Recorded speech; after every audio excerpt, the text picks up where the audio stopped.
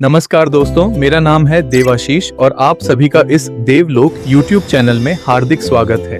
कुरुक्षेत्र का वो 13वां दिन जब 7 महारथियों ने मिलकर मर्यादा को पैरों तले कुचल दिया और एक निहत्थे बालक पर वार किया। आखिर क्यों कांपने लगे थे बड़े बड़े योद्धा एक बच्चे के सामने? चलिए जानते हैं चक्रव्यूह के उस महानायक अभिमन्यु के शौर्य की कहानी। पौराणिक कथाओं के अनुसार अभिमन्यु चंद्रदेव के पुत्र वर्चा के अवतार थे। जब देवताओं ने पृथ्वी पर दुष्टों का नाश करने के लिए अवतार लेने का निर्णय लिया तो चंद्रदेव अपने प्रिय पुत्र को भेजने के लिए तैयार नहीं थे। अंत में उन्होंने एक शर्त पर सहमति दी कि उनका पुत्र अभिमन्यु के रूप में केवल 16 वर्ष तक ही पृथ्वी पर रहेगा और युद्ध में अद्वितीय वीरता दिखाकर वापस लौट आएगा। महाभारत में अर्जुन का विवाह सुभद्रा के साथ हुआ, जो यादव कुल की थी और रिश्ते में श्री कृष्ण जी की बहन लगती थी।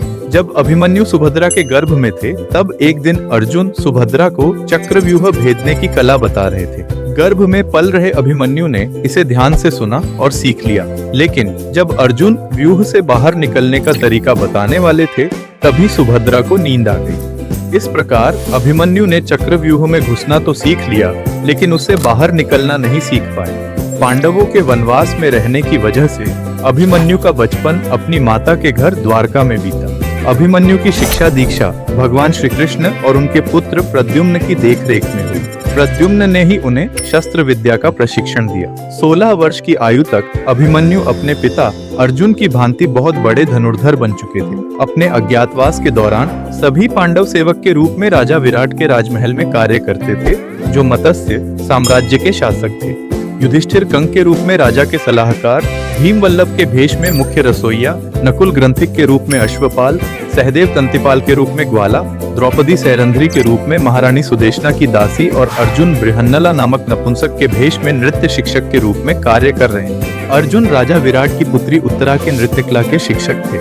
अज्ञातवास के पश्चात अर्जुन राजा विराट को अपना वास्तविक परिचय देते हैं, जिसके पश्चात अंत में राजा विराट की पुत्री उत्तरा का विवाह अभिमन्यु के साथ होता है। महाभारत का युद्ध शुरू होते ही दोनों खेमों के अनेक योद्धा और सैनिक वीर गति को प्राप्त हो जाते हैं। युद्ध के 10वें दिन भीष्म पितामह द्वारा बाणशैया में जाने के पश्चात गुरु द्रोणाचार्य द्वारा कौरव खेमे का नेतृत्व किया जा रहा था। दुर्योधन के कहने पर युद्ध के 13वें दिन युधिष्ठिर को बंदी बनाने के उद्देश्य से गुरु द्रोणाचार्य रणभूमि में चक्रव्यूह बनाने की योजना बनाते हैं। केवल अर्जुन, कृष्ण, प्रद्युम्न और अभिमन्यु ही चक्रव्यूह को भेदना जानते थे, लेकिन कृष्ण जी ने प्रतिज्ञा लिया था कि वे युद्ध में शस्त्र का प्रयोग नहीं करेंगे और कृष्ण के पुत्र प्रद्युम्न महाभारत युद्ध के दौरान बलराम और अन्य यदुवंशियों के साथ तीर्थ यात्रा में गए थे। इसी अवसर का फायदा उठाने के उद्देश्य से दुर्योधन कौरव खेमे के संशप्तकों योद्धाओं की सहायता से युद्ध के 13वें दिन श्री कृष्ण और अर्जुन को युद्ध की चुनौती देकर मुख्य रणभूमि से काफी दूर ले गए।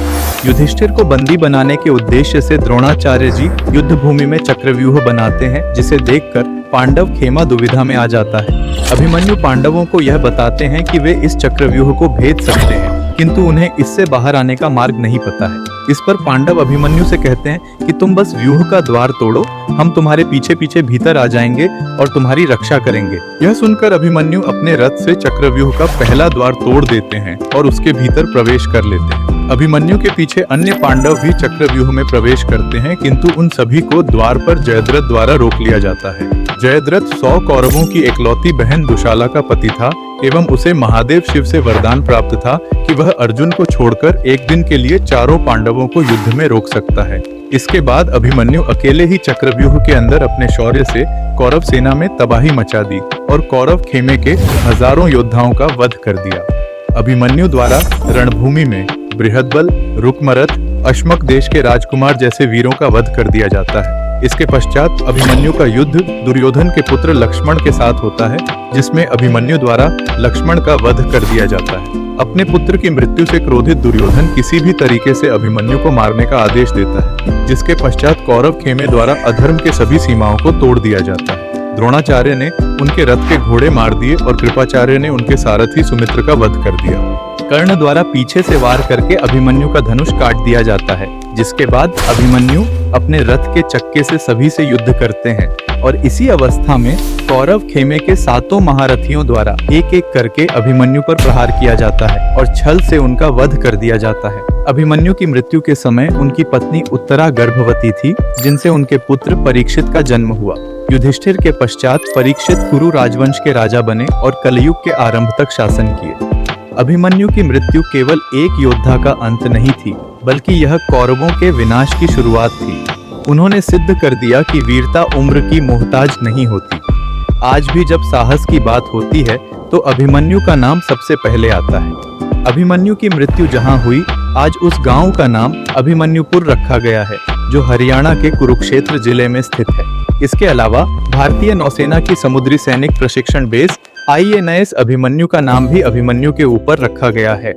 अभिमन्यु की कहानी से हमें सीख मिलती है कि जीत केवल जीवित रहने में नहीं, बल्कि इस बात में है कि आप कितनी वीरता और सिद्धांतों के साथ लड़े। इसी के साथ हमारी आज की कहानी यही समाप्त होती है। अगर आपको हमारे एफर्ट्स अच्छे लगे तो देवलोक चैनल को लाइक करें, शेयर करें और सब्सक्राइब करें। धन्यवाद।